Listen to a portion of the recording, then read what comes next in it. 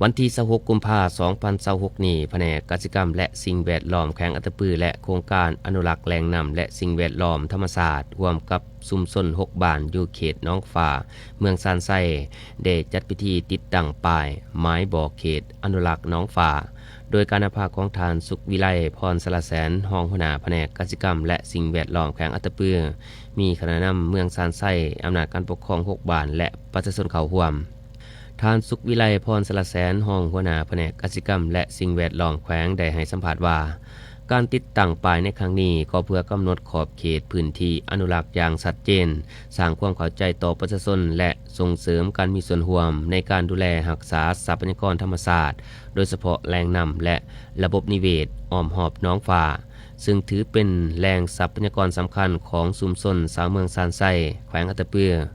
สำหรับหนองฟ้าเป็นหนองน้ำที่สำคัญในการอุปโภคบริโภคการเกษตรและเป็นแหล่งอาหารธรรมชาติของประชาชนในพื้นที่การกำหนดเขตอนุรักษ์จึงเป็นก่าวสำคัญในการป้องกันการบุกรุกทำลายทรัพยากรและการใส่ประโยชน์ที่บ่เหมาะสมสำหรับข้อหามในเขตที่ดินบริเวณนำและที่ดินป่าไม้อยู่ในป้ายไม้บอกครั้งนี้แมนหามบุคคลนิติบุคคลหรือครอบครัวจับจองบุกเบิกเนื้อที่และทางป่าเฮ็ดให้ในขอบเขตเนื้อที่ดินบริเวณนำที่ดินป่าไม้ที่ดินป่าสงวนและที่ดินในป่าป้องกันอย่างเด็ดขาดห้ามนำสิ่งเปื้อเปื้อนและเป็นพิษที่จะเป็นอันตรายต่อป่าไม้สัตว์ป่าสัตว์น้ำสิ่งแวดล้อมมาถอกเทใส่ในที่ดินบริเวณนำหนองฟ้าและเขตเสื่อมต่ออย่างเด็ดขาดแต่ว่าโครงการอนุรักษ์หนองฟ้าแบบมีส่วนร่วมของชุมชนนี่เป็นโครงการหนึ่งที่ได้รับผลประโยชน์สูงสุดจากชุมชนโดยเฉพาะเป็นการร่วมมือและความรับรู้ความเข้าใจของชุมชนก่อต่อกับเวียกงานอนุรักษ์ก็ถือว่าเป็นโครงการที่พวกเราเรียนว่าต่อยอดจากตัวเก่าหันในอดีตที่พวกเราจะตั้งปฏิบัติผ่านมาและโครงการนี้อาจจะเป็นโครงการตัวแบบหรือบ่แม่นตัวแบบก็แล้วแต่เป็นโครงการน้อยๆเพื่อประกอบส่วนอย่างต่างหน้าในการอนุรักษ์ทรัพยากรป่าไม้และทรัพยากรสัตว์น้ำที่มีอยู่ในเขตคุ้มครองหนองฟ้าพวกเรานี้เนาะโดยเฉพาะแม่นชุมชนได้ผลประโยชน์จากการบริโภคป่าที่พวกเราเอาลงมาปล่อยแล้วก็ชุมชน